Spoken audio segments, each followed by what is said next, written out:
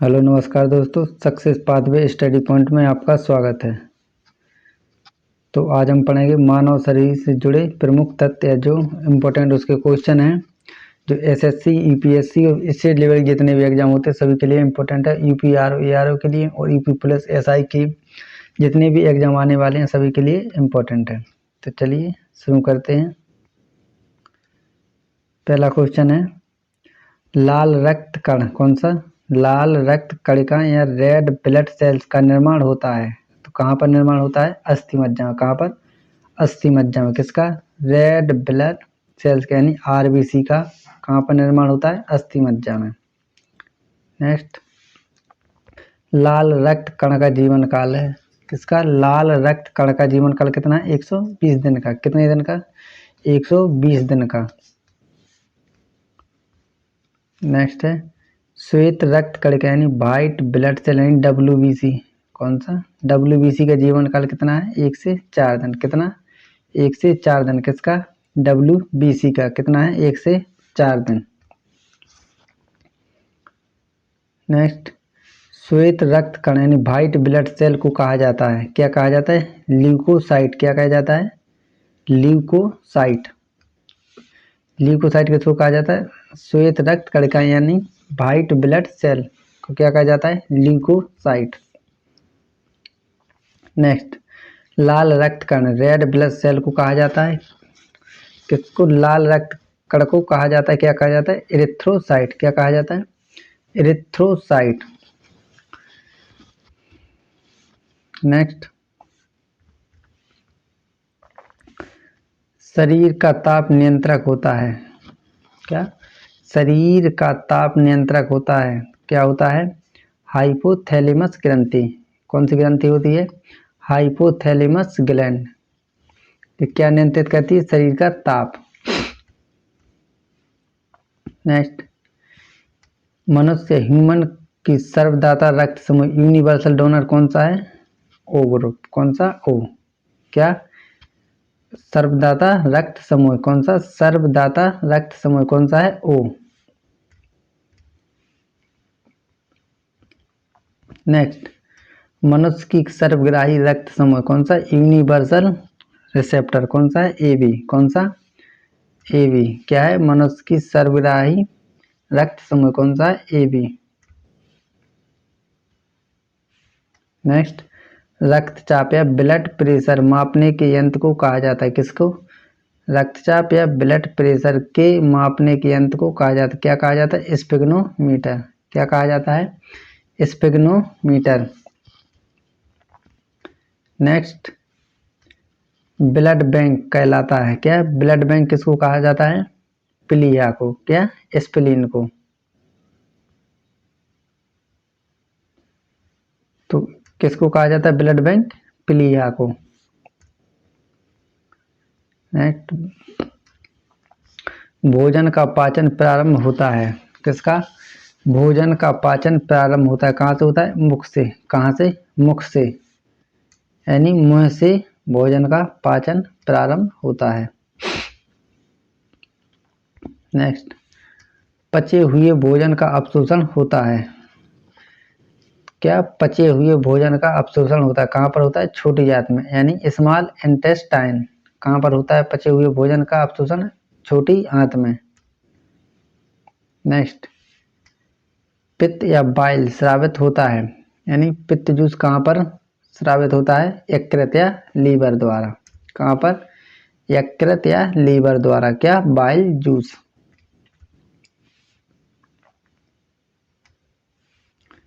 Next, vitamin A संचित होता है, क्या? विटामिन ए संचित होता है, कहाँ पर होता है? यकृत में। कहाँ पर होता है विटामिन ए संचित या इकट्ठा? कहाँ पर होता है? यकृत में। शरीर की सबसे बड़ी ग्रंथि लार्जेस्ट ग्लैंड क्या है? यकृत या लीवर। किसको कहा जाता है शरीर की सबसे बड़ी ग्रंथि? यानी लीवर या यकृत को क्या? ग्रंथि। देखिए ये सबसे बड़ी ग्रंथि है, कौन सी है? यकृत या लीवर। नेक्स्ट, सबसे छोटी ग्रंथि यानी स्मॉल ग्लैंड मास्टर ग्रंथि किसको कहा जाता है? पिट्यूटरी को। किसको? पिट्यूटरी ग्लैंड को क्या कहा जाता है? सबसे छोटी ग्रंथि या स्मॉल ग्लैंड या मास्टर ग्रंथि। देखिए यहीं से 3 क्वेश्चन, सबसे छोटी ग्रंथि या मास्टर ग्रंथि किसको कहा जाता है? पिट्यूटरी ग्लैंड को। नेक्स्ट, मनुष्य में पसलियां या रिब्स की संख्या होती है क्या? पसलियां या रिब्स की संख्या कितनी होती है? 12 जोड़ी। कितने जोड़ी पसलियां होती है मनुष्य में? 12 जोड़ी। नेक्स्ट, शरीर में हड्डियां बोन्स की कुल संख्या है या मानव शरीर में हड्डियों या बोन्स की कुल संख्या है तो कितनी होती है संख्या? 206। कितनी होती है? 206 यानी 206 मानव शरीर में। तो सबसे और देखिए, शरीर में मांसपेशियां या मसल्स की कुल संख्या क्या? मांसपेशियां या मसल्स की संख्या कितनी होती है? 639। कितना? 639। कितनी होती है? 639। हड्डियां होती हैं 206, पसलियां होती हैं 12 जोड़ी और मसल्स या मांसपेशियां होती हैं 639। नेक्स्ट, लार या सिलाइवा में पाया जाने वाला एंजाइम होता है। या लार में कौन सा एंजाइम पाया जाता है? टाइलिन। कौन सा? टाइलिन। किस में पाया जाता है एंजाइम? ये टाइलिन एंजाइम लार में पाया जाता है। कौन सा? टाइलिन। नेक्स्ट, लिंग निर्धारण कहाँ से होता है? क्या? लिंग निर्धारण कहाँ से होता है? कहाँ से होता है? पुरुष क्रोमोसोम से यानी मेन क्रोमोसोम। कहाँ पर होता है? पुरुष क्रोमोसोम से। नेक्स्ट, मनुष्य का हृदय ह्यूमन हार्ट होता है या क्या? मनुष्य का हृदय होता है कितना होता है? 4 कोष्ठी। कितना कोष्ठी होता है? 4 कोष्ठी। क्या होता है मनुष्य का हृदय? कितने कोष्ठी? 4 कोष्ठी है। नेक्स्ट, शरीर में गुणसूत्रों या क्रोमोसोम्स की संख्या पाई जाती है कितने? मानव के शरीर में। मानव शरीर में गुणसूत्रों या क्रोमोसोम की संख्या पाई जाती है कितनी होती है? 46। कितनी होती है? 46 यानी 23 जोड़ी। कितनी जोड़ी? 23 जोड़ी या 46।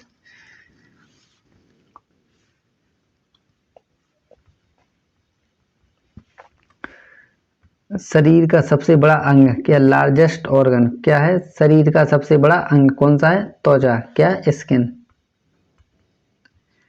क्या है मानव शरीर का सबसे बड़ा अंग? त्वचा। क्या है? त्वचा। नेक्स्ट, शरीर की सबसे बड़ी कोशिका क्या? शरीर की सबसे बड़ी कोशिका क्या है? तंत्रिका तंत्र यानी नर्वस सिस्टम।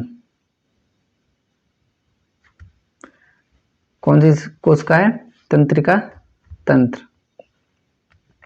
नेक्स्ट, शरीर में अमीनो अम्ल कौन सा? अमीनो अम्ल की संख्या है किसकी? अमीनो अम्ल यानी अमीनो एसिड की संख्या कितनी है? 22। कितनी है? 22। अमीनो अम्ल की संख्या कितनी है? 22। नेक्स्ट, शरीर में प्रतिदिन मूत्र या यूरिन बनता है क्या? शरीर में प्रतिदिन मूत्र या यूरिन बनता है कितना बनता है? 1.5 लीटर यानी 1.5 लीटर। कितना बनता है? 1.5 लीटर। कितना बनता है मूत्र? 1.5 लीटर।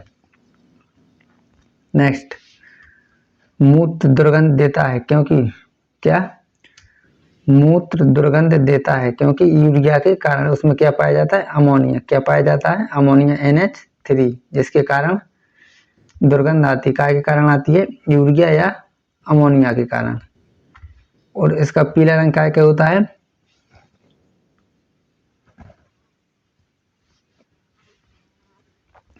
काय से दुर्गंध आती है मूत्र में? यूरिया से। इसमें नेक्स्ट, मानव मूत्र या मानव मूत्र का पीएच मान क्या होता है? 6। कितना होता है? मानव मूत्र का अम्लीय मान पीएच मान कितना होता है? 6। तो यानी कैसा होता है? ये अम्लीय होता है। पीएच मान कितना होता है मूत्र का? 6। नेक्स्ट, शरीर का सामान्य तापमान होता है क्या? शरीर का सामान्य तापमान होता है, कितना होता है? 98.6 डिग्री फ़ारेनहाइट या 37 डिग्री सेल्सियस या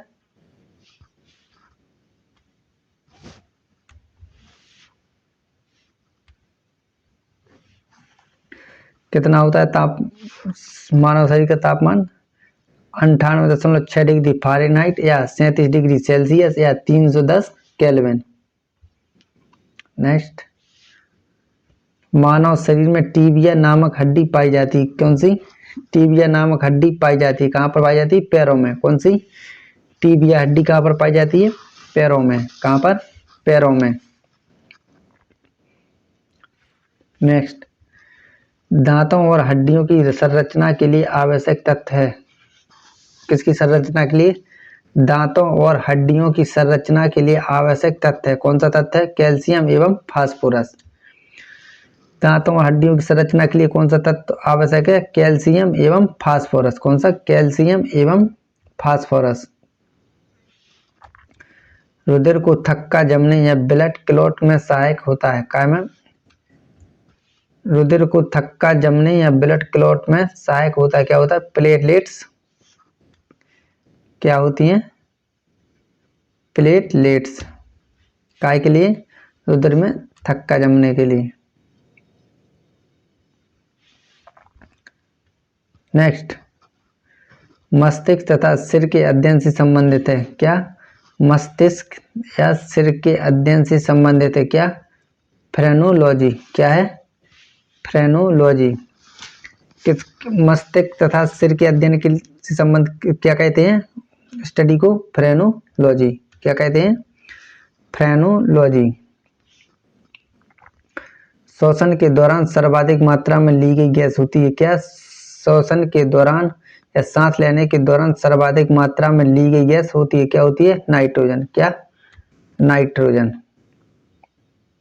नेक्स्ट, जीवित जीवाश्म कौन होता है? कौन सा? जीवित जीवाश्म कौन होता है? Abundant gas. कौन सी है? साइकस। कौन सी? साइकस। क्या? जीवित जीवाश्म क्या है? साइकस। मिनी माता रोग किसके कारण होता है? कौन सा रोग? मिनी माता रोग किसके कारण होता है? तो जल में मरकरी के प्रदूषण से। कौन सा रोग? मिनी माता रोग किसके कारण होता है? जल में मरकरी के प्रदूषण से। क्या? मरकरी के प्रदूषण से। कौन सा रोग? मिनी माता रोग। नेक्स्ट, मानव त्वचा यानी ह्यूमन स्किन का अध्ययन करने वाली विज्ञान क्या कहलाती है? कौन सा है? मानव त्वचा का अध्ययन करने वाला विज्ञान कौन सी है? डर्मेटोलॉजी। कौन सी? डर्मेटोलॉजी। क्या? डर्मेटोलॉजी। तो मानव त्वचा के अध्ययन का क्या कहते हैं? डर्मेटोलॉजी। नेक्स्ट, कीड़ों के अध्ययन करने वाली विज्ञान को कहा जाता है, कौन सी? कीड़ों के अध्ययन के लिए कौन क्या? तो क्या कहते हैं? एंटोमोलॉजी। क्या कहते हैं? एंटोमोलॉजी। किसके अध्ययन के लिए कहते हैं? कीड़ों के अध्ययन के लिए। क्या कहते हैं? एंटोमोलॉजी। पित्त या बाइल किस अंग के द्वारा पैदा किया जाता है? यकृत। क्या? यकृत। शायद क्वेश्चन हो गया है। मानव शरीर में रुधिर बैंक या ब्लड बैंक का कार्य कौन करता है? तो तिल्ली या स्प्लीन। क्या करता? कौन करता है? तिल्ली या स्प्लीन। शरीर में हीमोग्लोबिन का कार्य होता है, क्या? हीमोग्लोबिन का कार्य होता है, क्या कार्य होता है? ऑक्सीजन का परिवहन करना। क्या कार्य होता है?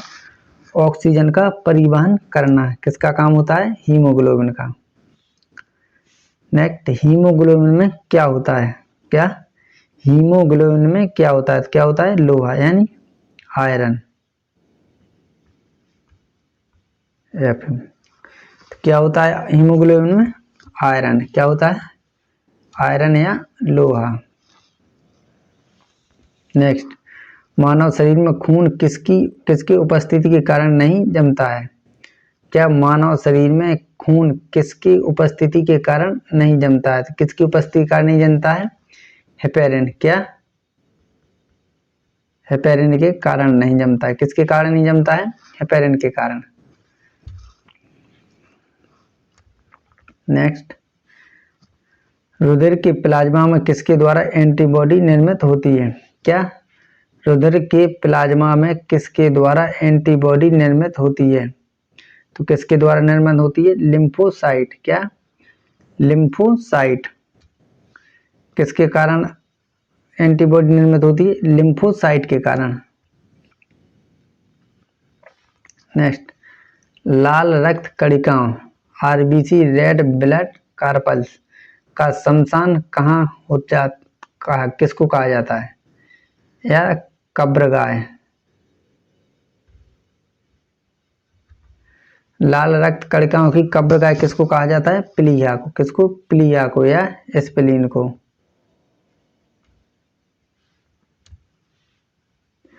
क्या? लाल रक्त कणिकाओं आरबीसी का कब्रगाह किसको कहते हैं? प्लीहा को। किसको? प्लीहा को। नेक्स्ट, क्रेब्स चक्र में किसका संश्लेषण होता है? किसमें? क्रेब्स चक्र। क्या? क्रेब्स चक्र में किसका संश्लेषण होता है? तो किसका होता है? पाइरुविक अम्ल। कौन सा? पाइरुविक अम्ल का संश्लेषण होता है। कहां पर होता है? क्रेब्स चक्र में।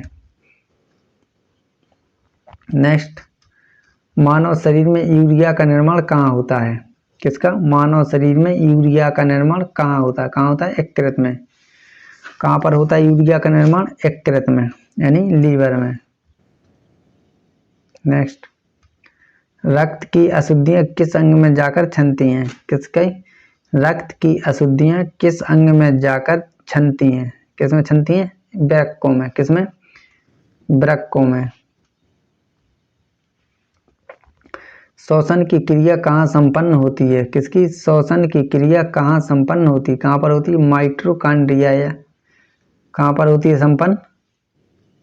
माइटोकॉन्ड्रिया में। किसकी? श्वसन की क्रिया कहाँ पर होती है? माइटोकॉन्ड्रिया में। तो चलिए दोस्तों, देखिए जितने भी क्वेश्चन लिए थे वो पूरे क्वेश्चन हो गए। जो इम्पोर्टेंट क्वेश्चन थे वही लिए हैं। आगे भी जनरल नॉलेज या जीके की जितने भी क्वेश्चन हैं आगे लेते आएंगे। तो कल नेक्स्ट वीडियो आएगी। और जो इम्पोर्टेंट थे, जो एसएससी, यूपी पुलिस, यूपीएसआई और आरओ का एग्जाम जो आने वाला है उसके लिए, और एसएससी से जितने भी एग्जाम होने वाले हैं दिल्ली पुलिस के लिए, इम्पोर्टेंट क्वेश्चन लिए हैं। अगर मेरा प्रयास आपको अच्छा लगा है तो चैनल को लाइक करें, सब्सक्राइब करें और वीडियो को लाइक करें और कमेंट करें और बताएं वीडियो आपको कैसी लगी है। धन्यवाद दोस्तों।